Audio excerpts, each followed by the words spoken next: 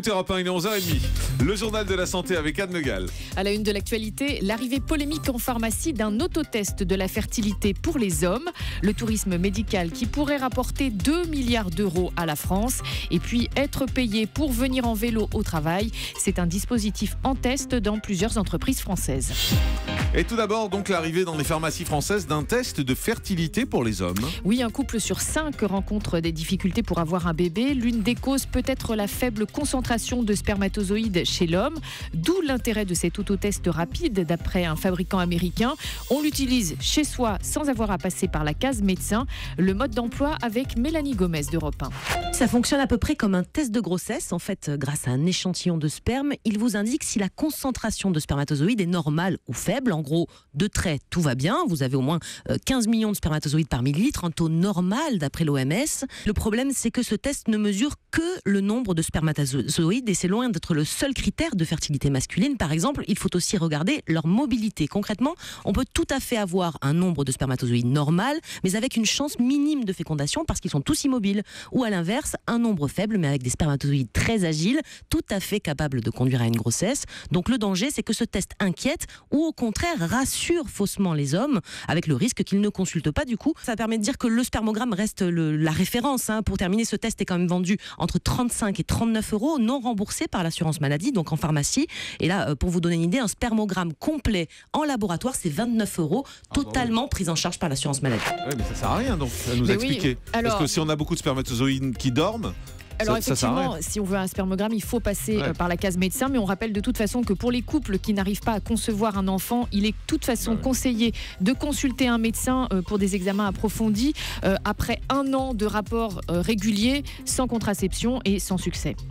Le tourisme médical pourrait rapporter 2 milliards d'euros à la France. C'est la conclusion inattendue d'un rapport remis à la ministre de la Santé.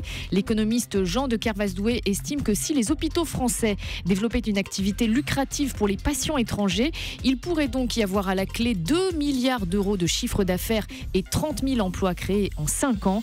Une politique déjà défendue dans certains hôpitaux, comme à Calais par exemple. Cet hôpital voudrait attirer plus de 300 patients anglais en 2015.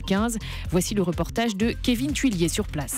Venir se faire opérer en France ne coûtera pas plus cher. Grâce au tunnel sous la Manche, les habitants du Kent pourront même faire l'aller-retour dans la journée et bénéficier d'un meilleur service. Pour Martin Trelka, le directeur de l'hôpital. Pour eux, il n'y a ni surcoût ni gain. Simplement, voilà, il y a cet aspect file d'attente en moins et puis des conditions d'hébergement ici dans le nouvel hôpital de Calais qui sont très bonnes. Et pour séduire encore un peu plus les Anglais, l'hôpital propose même un package comprenant l'opération, une nuit d'hôtel et une visite guidée de Calais.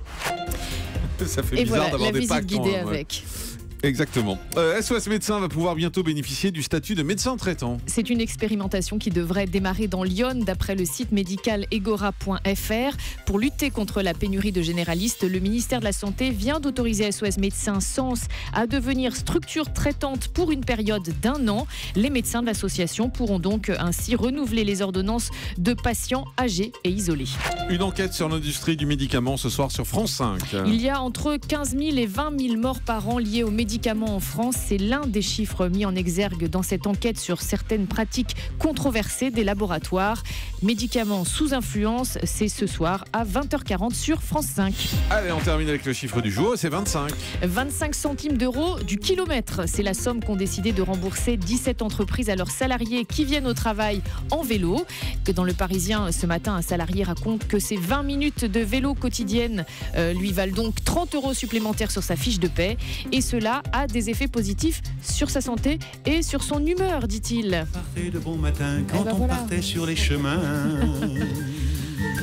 À bicyclette. Ah oui, ça fait du bien. Ah bah tout de suite on sourit là. Exactement, ça donne le moral. Nous étions quelques bons copains. Il y avait Fernand, il y avait Firmin, il y avait Francis et Sébastien. Vous chantez pas, Julie?